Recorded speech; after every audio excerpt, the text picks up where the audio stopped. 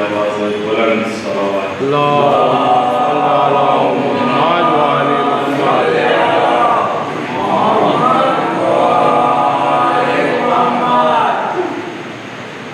آج اس شب کی خوشی میں اس سے بہتر صلوات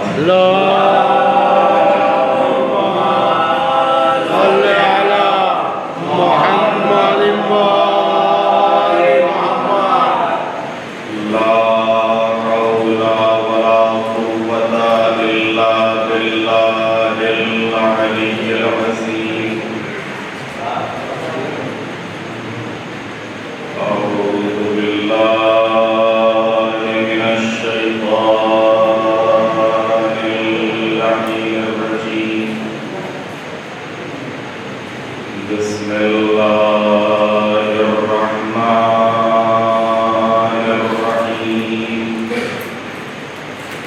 الحمد لله رب العالمين الصلاة والسلام على رسوله الكريم سيدنا ونبينا وشفيع المذنبين أبي القاسم محمد اللهم صل على محمد وآل محمد وآله الطيبين الطاهرين المعصومين المظلومين ولعنة الله على أعدائهم أجمعين من يومنا هذا إلى قيام يوم الدين رب اشرح لي صدري ويسر لي أمري واحلل عقدة من لساني يفقهوا قولي أما بعد فقد قال الله الحكيم في القرآن الكريم بسم الله الرحمن الرحيم إنا فتحنا لك فتحا مبينا صلوات محمد اللهم صل على محمد وآل محمد قرآن مجید کے سورہ فتح کی ابتدائی آیتیں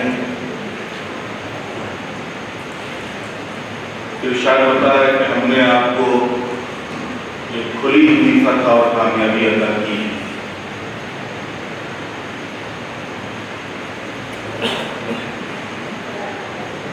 اگرچہ یہ سورہ اور یہ آیتیں اس موقع پر نازل ہوئی ہیں کہ جب کوئی جنگ ہوئی ہی نہیں اور پیغمبر ختم مرتبہ کچھ شرطوں کے ساتھ صلح ہو کر کے واپس ہوئے. اس فتح سے پہلے اور اس فتح کے بعد کے حالات جسے صلح حدیبیہ کہا جاتا ہے. پیغمبر ختم مرتبہ نے جب مکے کی گلیوں میں قولوا لا الہ الا اللہ تفلحوا کی آواز بلند کی تو نہ صرف مکے میں بلکہ پورے عرب میں ایک ہلچل مچ گئی. ایک ہلچل مچ گئی اور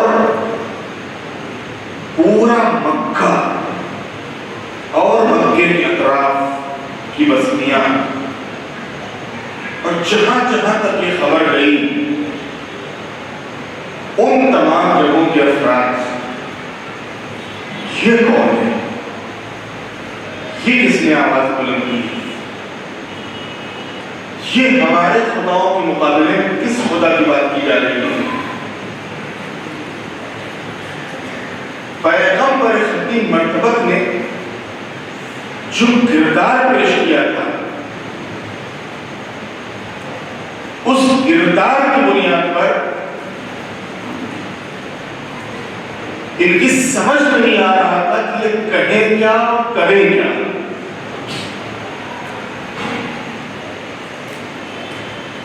اس لیے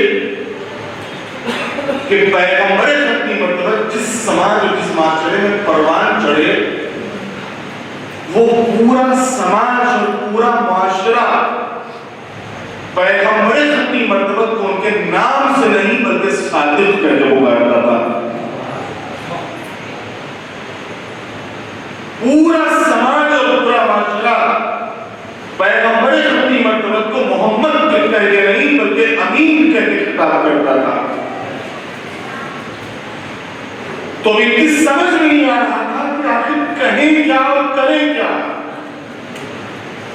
کہ جس زبان سے 40 سال تک انہوں نے کہا ہے کہ تم صادق ہو، آج کس زبان سے کہیں کہ تم جھوٹ بول رہے ہو؟ جس زبان سے انہوں نے کہا ہے کہ تم امین اور امانت دار ہو، آج کس زبان سے کہیں کہ تم خیانت کر رہے ہو؟ لہذا اب جو امکانی قوتیں اور طاقتیں تھیں، ان تمام امکانی قوتوں اور طاقتوں کو بروئے کار لاتے ہوئے انہوں نے پیغمبر کی تبلیغ میں مزاحمتیں کھڑی کرنی شروع کر دی۔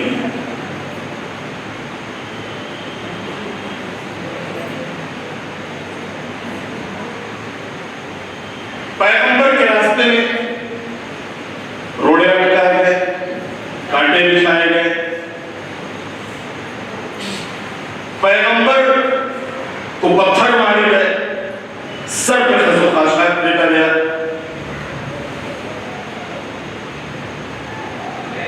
تہمتیں اور الزامات لگائے گئے۔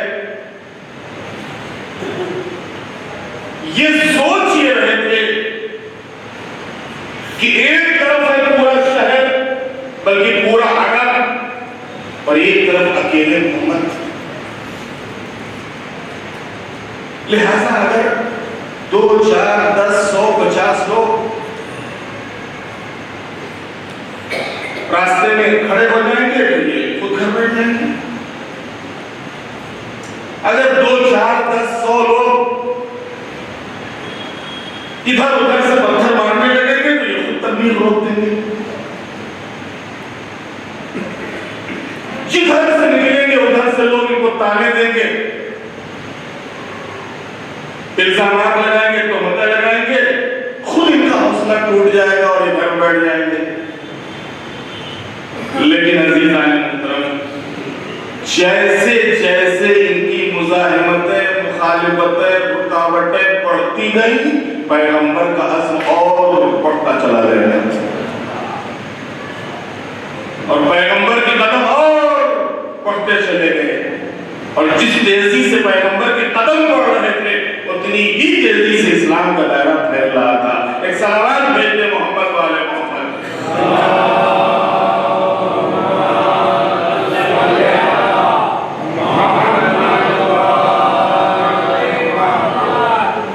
جتنی تیزی سے، جس عزم اور ہمت اور حوصلے کے ساتھ پیغمبر کے قدم اٹھ رہے تھے، اتنی ہی تیزی سے اسلام کا دائرہ پھیلتا جا رہا تھا۔ اب جو اسلام لاتا تھا اس کے ساتھ کیا سلوک ہوتا تھا؟ جو بھی اسلام لاتا تھا اس کے ساتھ سلوک یہ ہوتا تھا کہ جن مزاحمتوں اور مخالفتوں کا سامنا پیغمبر کو تھا، انہی مزاحمتوں اور مخالفتوں کا سامنا اسے کرنا پڑتا تھا کہ جو پیغمبر کا کلمہ پڑھتا تھا، جو پیغمبر پر ایمان لاتا تھا، جس کے نتیجے میں پیغمبر ختم مرتبہ جب ان زحمتوں اور تکلیفوں کو دیکھتے تھے تو پیغمبر خود کہتے تھے کہ یہاں رہنے ایسا نہیں ہے، چلے جاؤ۔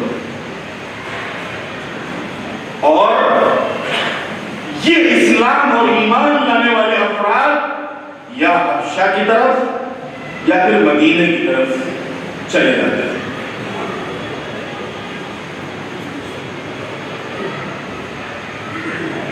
سختیاں، تکلیفیں، ایذائیں کتنی تھی. جناب یاسر اور جناب سمیہ جو اسلام کی پہلی شہیدہ ہیں، ان کا پورا واقعہ موجود ہے. اسلام لانے کے بعد جناب عمار کے والد کو اور جناب عمار کی والدہ کو کن کن زحمتوں کا سامنا کرنا پڑا. جناب بلال حبشی کا وہ واقعہ موجود ہے کہ جناب عمار اور جناب سمیہ تو پھر بھی قبیلے اور خاندان والے تھے. جناب بلال ان کا تو کوئی قبیلہ کا خاندان، حبش کے رہنے والے غلام کی حیثیت سے یہاں پر آئے تھے، غلام کی حیثیت سے بکے تھے، غلام کی حیثیت سے خریدے گئے تھے. یہ اور بات ہے کہ پیغمبر خطی مرتبت نے ان کو خریدنے کے بعد یا ان کو خریدوانے کے بعد آزاد کروا دیا تھا. لیکن یہی بلال، یہی مکے والے، یہی کفار مشرکین جناب بلال کو پکڑتے تھے اور پکڑنے کے بعد ان سے اظہار براءت اور اظہار بیزاری کے لیے کہتے تھے کہ تم محمد کے دین سے اظہار بیزاری کرو، اظہار براءت کرو.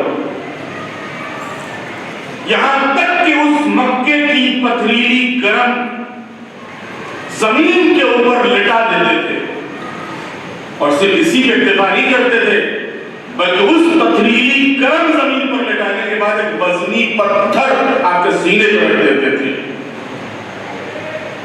اور کہتے تھے کہ محمد کی وجہ سے اظہار بیزاری کرو. اس عالم میں بھی جناب بلال اس جلتی ہوئی زمین کے اوپر لیٹے ہیں، جلتا ہوا بھاری بھرکم پتھر سینے پر رکھے ہوئے ہیں، پھر بھی کہتے رہتے تھے اللہ تو بس ایک ہے، اللہ تو بس ایک ہے. سلامات بھیجے محمد والے محمد.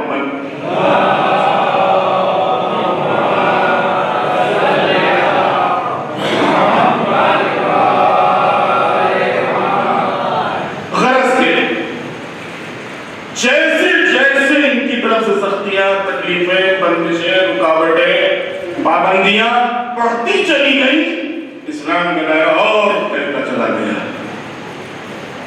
اب جب کچھ سمجھ میں نہ آیا تو اب کیا کیا جائے؟ سب کچھ تو کر کے دے دیں گے. ان کے راستے میں کانٹے بچھائے، تبلیغ رکی نہیں، پتھر مارے، تبلیغ رکی نہیں، گالیاں دی، تبلیغ رکی نہیں، تہمتیں اور الزامات لگائے، ان کے قدم پیچھے ہٹے نہیں. اب کیا کیا جائے؟ لہذا انہوں نے طے کیا کہ شمع رسالت کو ہمیشہ ہمیشہ کے لیے خاموش کر دیا جائے. پر جیسے ہی اپنے ناپاک ارادے سے یہ اپنے گھر سے چلے ہیں، فوراً اللہ نے اپنے حبیب کو حکم دیا، اے میرے حبیب ابھی اسی وقت اپنا گھر چھوڑ دیجیے اور اپنے بستر پر اپنے بھائی علی کو سلا دیجیے. پیغمبر خطی مرتبت نے امیر المومنین کو طلب کیا اور بستر مولا کے حوالے کر دیا اور بستر مولا کے حوالے کر کے پیغمبر خطی مرتبت انہی کے درمیان سے نکل گیا. سب نے اس کو لکھا کہ کچھ کنکریاں پیغمبر نے اٹھائیں اور ان کی طرف پھینکی، کچھ کنکریاں پیغمبر نے اٹھائیں اور ان کی طرف پھینکی اور انہی کے درمیان سے پیغمبر نکل گئے اور ان کو یہ بھی احساس نہیں ہوا کہ کوئی ان کے درمیان سے گیا ہے. یہ گھر گھیرے کھڑے رہے، رات بھر گھر گھیرے کھڑے رہے.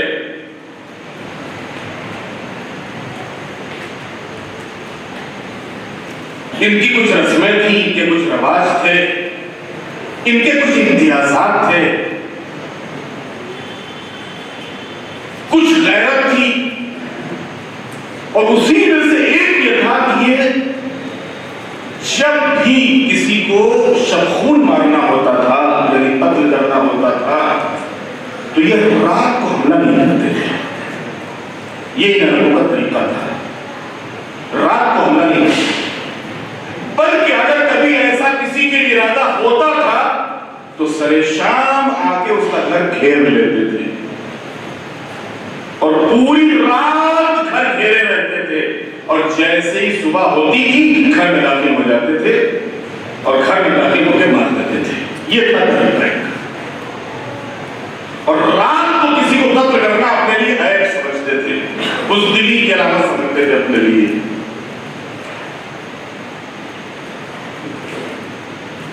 لہذا جیسے ہی صبح ہوئی یہ رات بھر تو دیکھتے رہے, لیکن کمال یہ ہے کہ یہ رات بھر دیکھتے تو رہے بستر کی طرف, لیکن یہ نہ سمجھ سکے کہ بستر پر محمد سو رہا ہے یا جانشین محمد.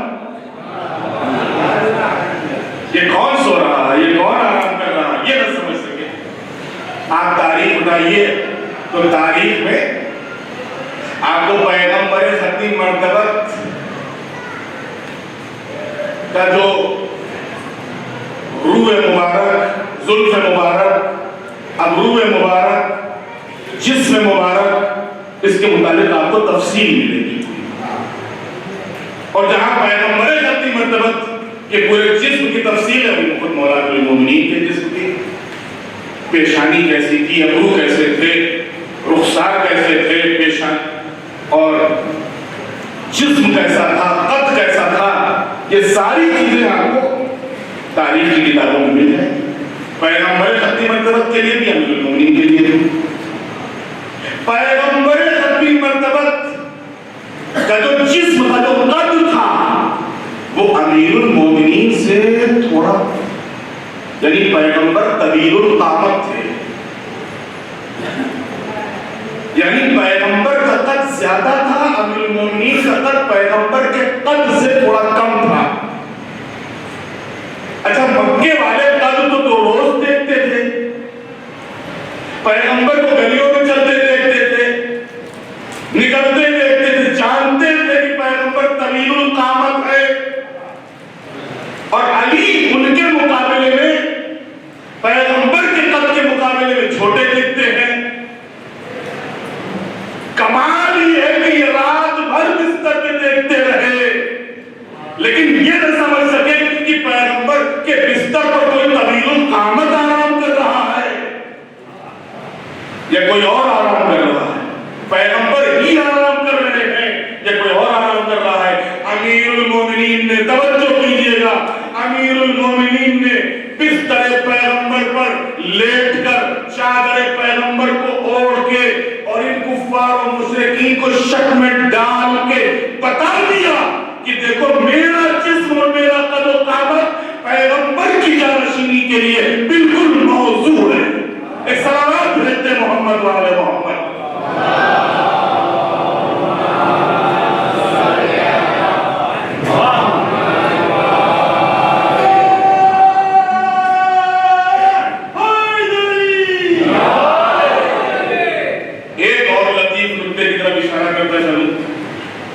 پیغمبر ختم مرتبہ کے لیے ملتا ہی ہے کہ پیغمبر جب گلیوں سے نکلتے تھے تو پیغمبر کے جسم مبارک سے خوشبو آتی تھی, خوشبو آتی تھی.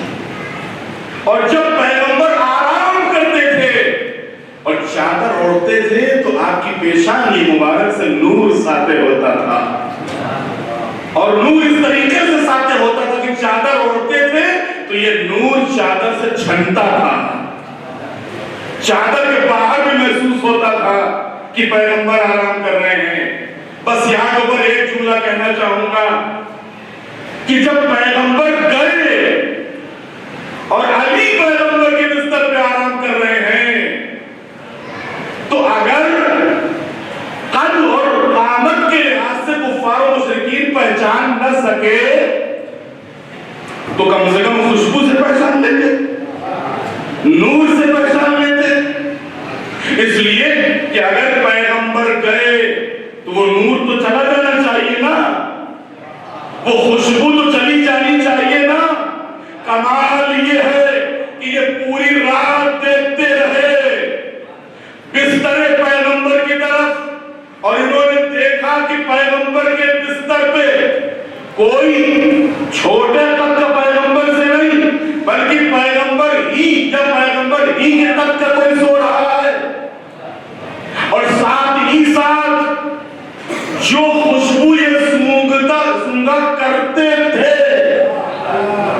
وہی خوشبو پیغمبر کے بستر سے آ رہی ہے. اور جس طریقے سے پیغمبر جب آرام فرما ہوتے تھے اور چادر اوڑھتے تھے تو پیشانی مبارک سے جو نور ساطع ہوتا تھا، وہی نور امیر المومنین کی پیشانی مبارک سے ساطع ہو کے چادر سے چھن رہا تھا. یہ خوشبو سونگتے رہے، نور دیکھتے رہے، یہ نہ پہچان سکے کہ یہ محمد ہے، یہ جانشین محمد ہے. ایک سلامات بھیجتے محمد والے محمد.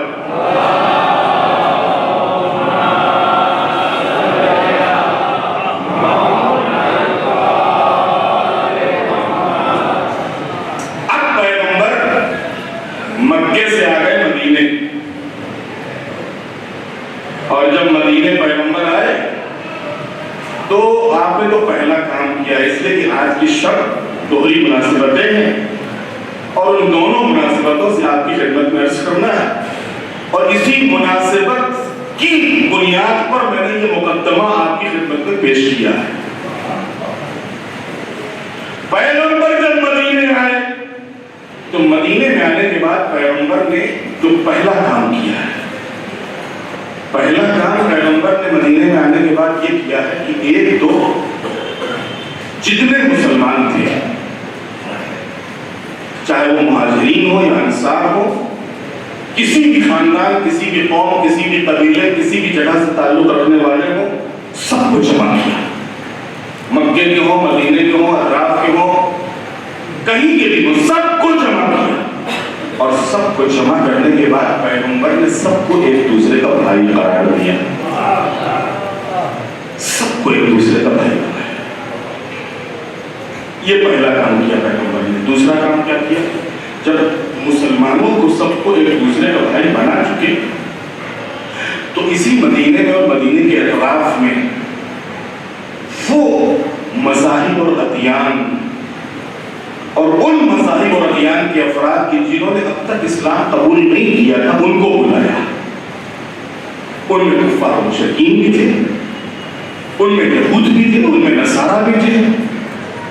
سب کو بلایا اور سب کو پیغمبر نے بلانے کے بعد ان سب سے ایک معاہدہ کیا. ان سب سے ایک معاہدہ کیا. معاہدہ کس بات کا تھا؟ تم امن، شانتی، محبت، پیار، سکون، اطمینان سے رہو اور مجھے رہنے دو. یہ معاہدہ پیغمبر ختم مرتبت نے یہ جو مدینے میں اور مدینے کے اطراف میں دوسرے ادیان اور مذاہب کے افراد تھے ان سے تم ہمارے معاملات میں مداخلت نہ کرنا، ہم تمہارے معاملات میں مداخلت نہیں کریں گے. تم اپنے لحاظ سے اپنے دین کی تبلیغ کرو، ہمیں اپنے لحاظ سے اپنے دین کی تبلیغ کرنے دو، اپنے دین کی بات کرنے دو. تم ہمارے خلاف کسی سازش میں ملوث مت ہونا، ہم تمہارے خلاف کسی سازش میں ملوث نہیں ہوں گے. یہ معاہدہ ہوا ہے پورا. اور یہ جب معاہدہ ہو گیا تو میں نے عرض کیا کہ بدل کفار و مشرکین بھی تھے، نصارہ بھی تھے اور یہود بھی تھے. معاہدہ تو ہو گیا لیکن یہودی اپنی شرارت سے باز نہیں آئے اور انہوں نے پہلے ہی دن سے شرارت شروع کر دی. یہاں تک کہ اگر آپ تاریخ اٹھائیں گے تو بدر اور احد میں بھی انہوں نے شرارتیں کی ہیں. بدر اور احد میں بھی انہوں نے شرارت کی ہے. بدر، احد اور خندق میں شرارت اس طریقے سے کی کہ خود تو سامنے نہیں آئے لیکن ان کفار اور مشرکین کو ورغلایا ہے اور ورغلانے کے ساتھ ساتھ ان کا سپورٹ کیا ہے، ان کو مدد فراہم کی ہے تاکہ یہ تازہ اسلام ختم ہو جائے. یہ جو تھوڑی سی تعداد ان کی ہے یہ سب مٹ جائے.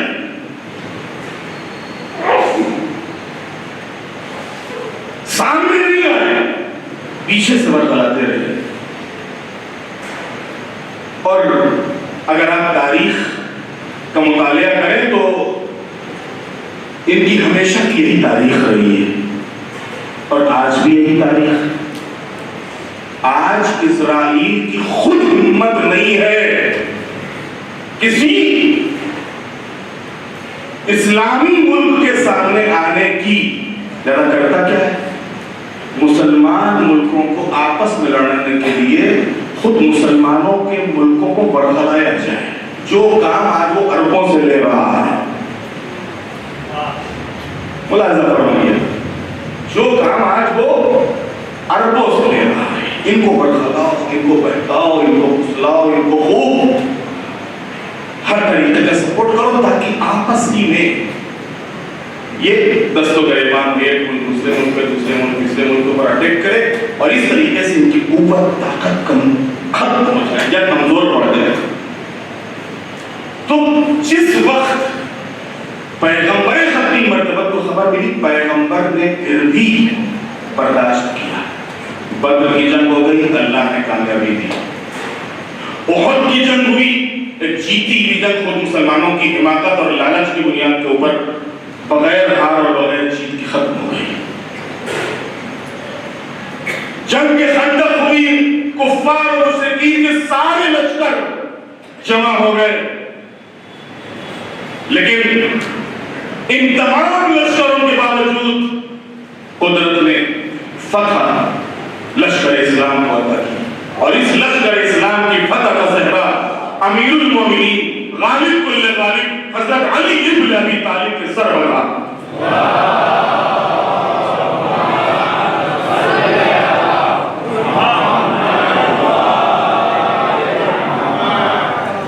اب جب خندق کی جنگ ہو گئی تو کفار و مشرکین کی ہمت اب نہیں تھی کچھ کرنے کی, کیونکہ اس جنگ میں جنگ احزاب بھی کہا جاتا ہے. سارے حزب, سارے گروہ, سارے لشکر سب جمع ہو گئے تھے لشکر اسلام سے لڑنے کے لیے. اور جب اتنی بڑی ہار ہوئی ہے تو یہ سر نہیں اٹھا پائے, جس کی بنیاد پر ایک سال کے بعد صلح حدیبیہ ہوئی ہے. جنگ حدیبیہ نہیں ہوئی, صلح حدیبیہ ہوئی ہے, جنگ حدیبیہ نہیں ہوئی. اور قدرت نے قصیدہ پڑھا, قدرت نے پیغمبر کو اطمینان دلایا اور خوشخبری دی, اِنَّا فَتَحْنَا لَكَ فَتْحًا مُبِينًا. اے پیغمبر, آج ہی بغیر جنگ کے آپ فاتحانہ انداز میں جا رہے ہو, یہ کامیابی اللہ نے آپ کو عطا کی ہے. یہ کامیابی آپ کو اللہ نے دی. اِنَّا فَتَحْنَا لَكَ فَتْحًا مُبِينًا, ہم نے آپ کو کامیاب کیا. اسی صلح حدیبیہ کے بعد جب ان یہود, یہ جو مدینے میں تھے اور مسلسل سازشوں میں لگے ہوئے تھے, اور بنی نذیر نام کا قبیلہ جس کے ساتھ پیغمبر نے معاہدہ کیا تھا, اور یہ خیبر کے یہود سے سازشیں کر کے اب ایک نئی پلاننگ کر رہے تھے کہ کیا کیا جائے, اب کس کو برگلایا جائے, اور اب کس کو سامنے لایا جائے, اور اب کیسے ان کی طاقت اور قوت کو ختم کیا جائے اور ان کو کمزور بنایا جائے. لہذا انہوں نے خیبر کے یہودیوں سے, خیبر ایک مضبوط پناہ گاہ تھی یہودیوں کی, اور خیبر کے اور اطراف میں بھی دوسری بستیاں اور دوسرے شہر تھے, اور انہی میں سے ایک بستی تھی جس کا نام تھا فدق. توجہ کیجیے گا, خیبر کے یہودیوں سے مل کے یہ کوشش کرنے لگے کہ کس طریقے سے اسلام کو نقصان پہنچایا جائے, اور انہوں نے اس قلعہ خیبر میں آذوقہ فراہم کرنا شروع کر دیا, اناج, کھانا, پانی, تاکہ جنگ کی صورت میں خود ان کا کہنا تھا, خود ان یہودیوں کا, کہ اگر 2 سال بھی جنگ چلے تو ہمارے پاس اتنا راشن پانی ہے کہ ہماری صحت پر کوئی اثر نہیں پڑے گا. 2 سال اگر جنگ ہو تب بھی ہم قلعے کے اندر سے مسلمانوں کے اوپر حملہ کرتے رہیں گے اور پیچھے نہیں ہٹیں گے اور ہار نہیں مانیں گے, ہار نہیں مانیں گے, کیونکہ ان کو قلعے کے اوپر ضرور تھا. قلعہ ایک نہیں تھا, 7 قلعے تھے. یہ آخری تھا قلعہ قموس, کہ جس کو امیر المومنین نے انگلیوں کے اشاروں سے فتح کیا تھا. ایک سلامات بھیجتے محمد والے محمد.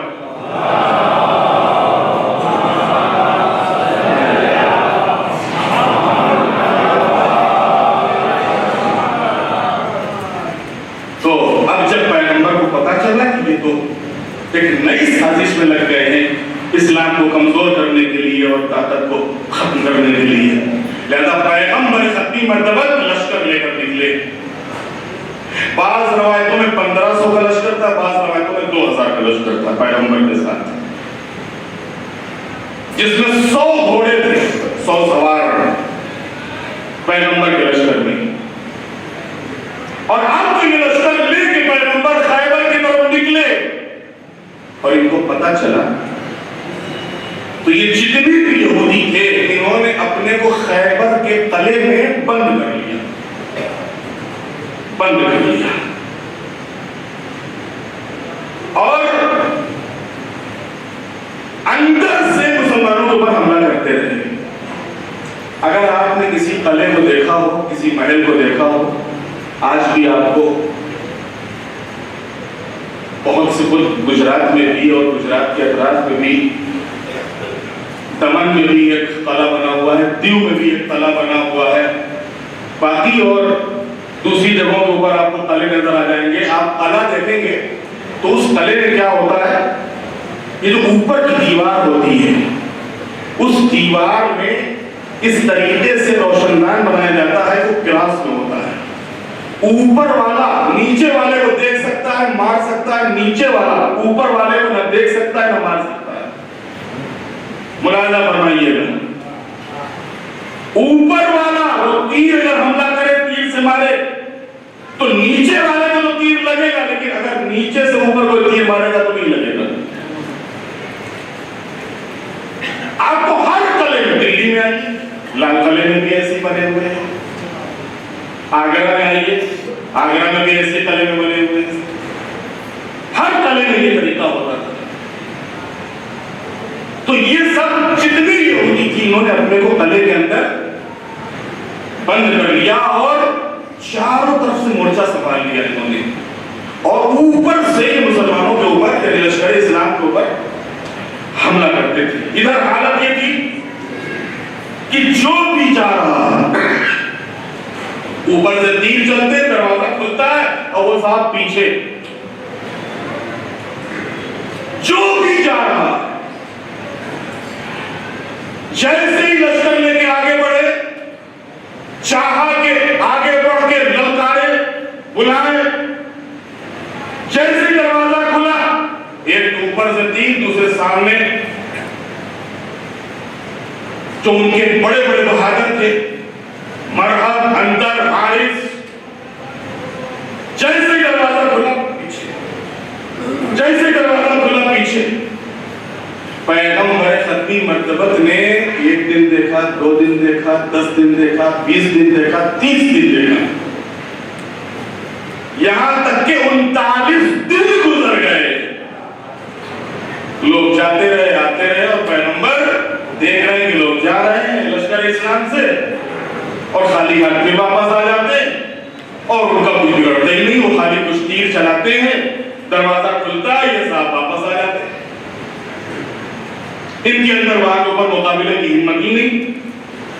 جب پیغمبر نے 39 دن تک یہ دیکھا تو پیغمبر نے اعلان کر دیا، لَأُعْطِيَنَّ الرَّایَةَ غَدًا، کل میں اس کو علم دوں گا جو کرار ہوگا، غیر فرار ہوگا، بڑھ بڑھ کر حملہ کرنے والا ہوگا. خدا اور رسول اس کو دوست رکھتے ہوں گے، وہ خدا اور رسول کو دوست رکھتا ہوگا،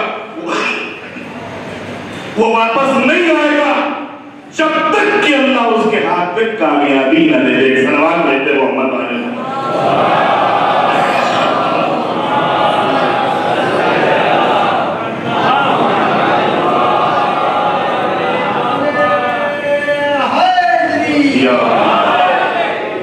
اچھا، پیغمبر نے صفت بیان کی، نام لیا نہیں.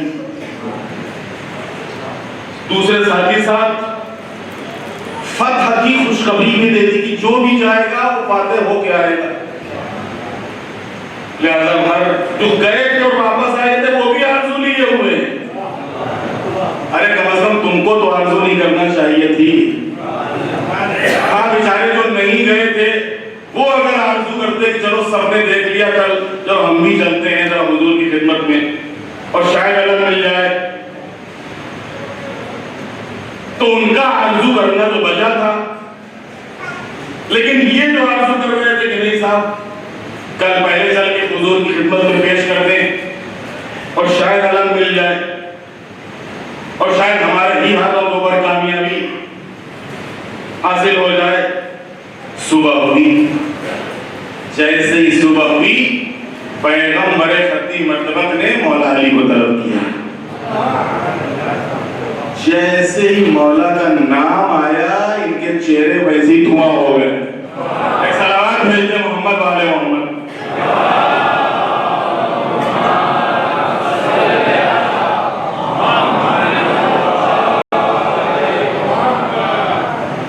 دشمن تو دھواں بعد میں ہوگا, یہاں دھواں پہلے ہو گئے. جیسے ہی مولا کا نام لیا امیر المومنین تشریف لائے. امیر المومنین کے چشم مبارک میں پیغمبر نے, کیونکہ آپ کی آنکھیں آئی بھی تھی, پیغمبر خطی مرتبہ نے لوا پہ رہ لیا, تھوڑا سا چشم مبارک میں سرخی طریقے سے لگا دیا اور علم اسلام مولا کے حوالے کیا. چالی فی امان اللہ. امیر المومنین چلے. اب جو امیر المومنین چلے ہیں تو آج کچھ شان ہی الگ تھی, آج کچھ انداز ہی الگ تھا, آج کچھ طریقہ ہی الگ تھا.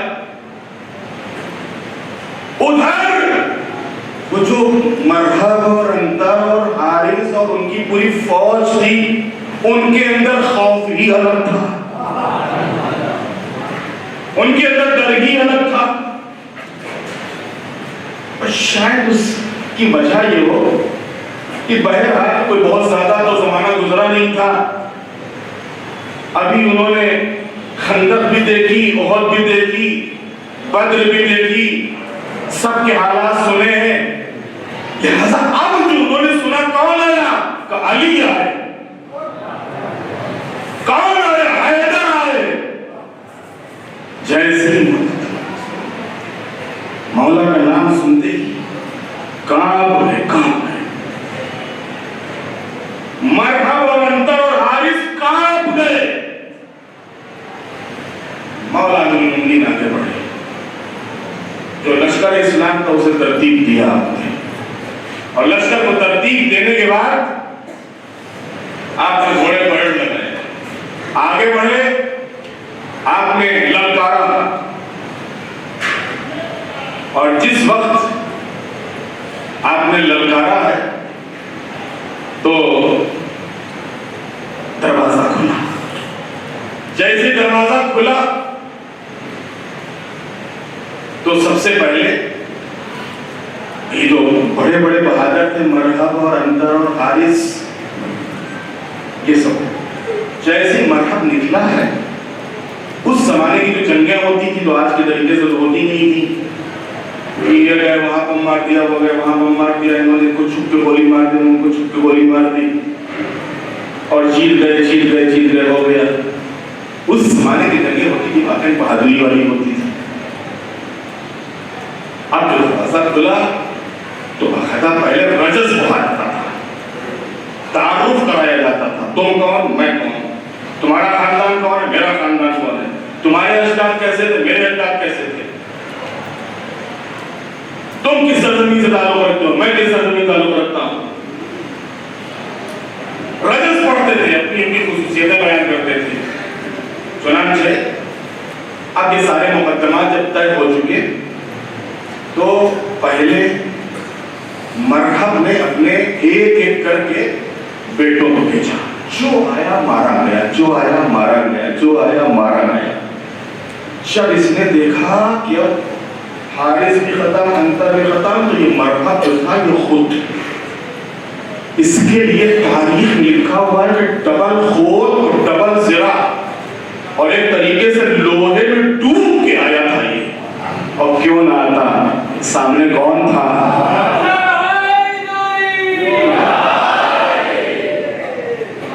کہاں پڑ رہا تھا؟ اب جو سامنے آیا تو ایک تو جو بچے مارے گئے اس کا ایک ڈر، اس کا ایک غم، اس کا ایک اندر سے ایک جوش کہ شاید ہم بدلہ لے لیں، شاید ان کی کو تسلی ہو جائے بدلہ لے کے۔ چنانچہ ادھر یہ تو مرحب، اس کے پیچھے پورا یہودیوں کا لشکر تھا۔ اب جو جنگ شروع ہوئی تو معلوم ہے بات ہے کہ کبھی اس نے وار کیا، مولا نے روکا، مولا نے وار کیا، اس نے روکا، اس نے وار کیا، مولا نے روکا، مولا نے وار کیا، اس نے روکا۔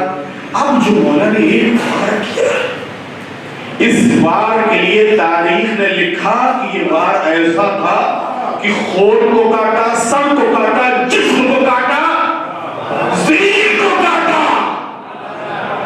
ایک سلامات بھیج دے محمد والے محمد۔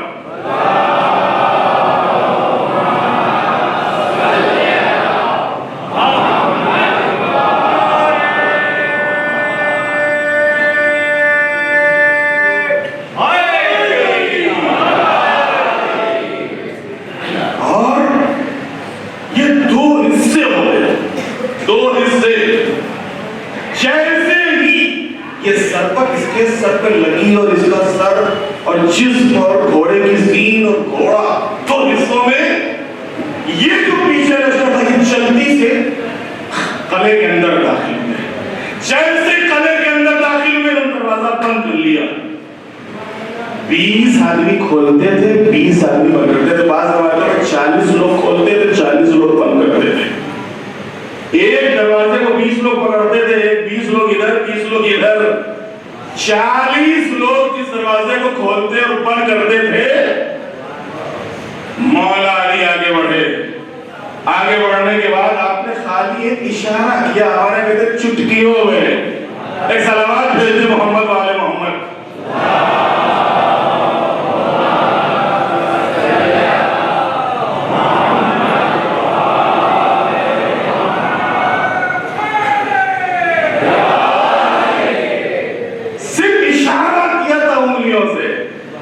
اشارہ کیا تو دروازہ ہی نہیں، تلا ہل گیا، تلا ہل گیا، دروازہ مولا کے ہاتھ میں۔ اسی ڈر کے بعد خندق تھی اندر بنی ہوئی نہر، مولا نے یہ دروازہ اس پہ رکھا اور لشکر اسلام سے کہا آگے بڑھو۔ اور اس طریقے سے وہ خیبر کی جو 39 دن تک نہ فتح ہوا تھا، چند لمحوں میں مولا کے ہاتھ پہ فتح ہو گیا۔ ایک سلامات بھیج دے محمد والے محمد۔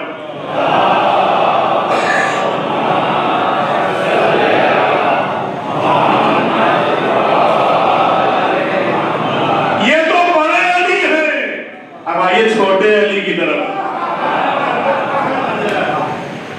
آئیے چھوٹے علی کی طرف۔ مولا علی اصغر بہت چھوٹے، بہت چھوٹے، لیکن کارنامہ بہت بڑا کیا ہے، کارنامہ بہت بڑا کیا ہے۔ میں نے جناب سکینہ کی ولادت کے موقع پر آپ کی خدمت میں عرض کیا تھا کہ کربلا کے بچوں کے اندر یہ شعور کہاں سے آیا؟ ہمیں تاریخ میں کہیں نہیں ملا۔ آپ دنیا میں جائیے، کتنی آپ آج دنیا میں ریسرچ ہو رہی ہے اور کیسے کیسے بچے اور کیسے کیسے بچوں کے سائنس سامنے آ رہے ہیں، لیکن آپ کو نہیں ملے گا کہ 6 مہینے کے بچے کے اندر اتنا شعور ہو۔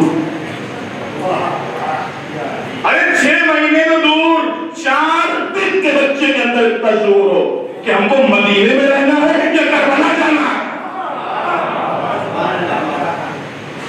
4 دن کے لیے اصغر، اور 4 دن کے لیے اصغر کے اندر اتنا شعور ہے کہ ہم کو مدینے میں رہنا ہے یا کربلا جانا ہے۔ اور آپ نے، کس نے، جناب علی اصغر نے مدینہ کو نہیں کربلا کو چنا۔ یہ کربلا کو کیوں چنا؟ یہ میرا اپنا عقیدہ ہے، میرا دل کہتا ہے کہ اگرچہ جناب زینب اور جناب ام کلثوم اور خواتین کربلا اور چوتھے امام جو کربلا کے واقعے سے واقف اور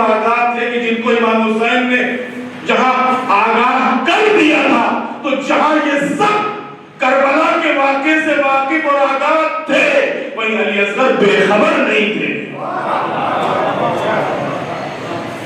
علی اصغر بے خبر نہیں تھے. 4 دن کے علی اصغر، لیکن کربلا کے واقعے سے بے خبر نہیں ہے. اتنے باخبر کہ جیسے ہی امام آگے بڑھے، بیٹا اب وہ گفتگو تو سامنے نہیں آئی، لیکن میں اپنے الفاظ میں کہہ رہا ہوں، اس لیے کہ تاریخ میں گفتگو نہیں ملتی کہ حسین نے علی اصغر کے کان میں کیا کہا، لیکن کچھ کہا. بیٹا تم تو تتمہ کربلا ہو، تم تو مہر کربلا ہو. کوئی بھی خط اس وقت تک نامکمل رہتا ہے جب تک کہ مہر نہ لگے. لہذا کربلا کا واقعہ میرے لال بڑا عظیم واقعہ ہے. یہ واقعہ ناتمام رہے گا جب تک کہ تمہاری شہادت کی مہر نہ لگے، جب تک کہ تمہاری شہادت کی مہر نہ لگے. اور جناب علی اصغر صغرا کیا ہوش ہے، اور جو انداز یہاں دکھا مدینے میں وہی طریقہ کربلا.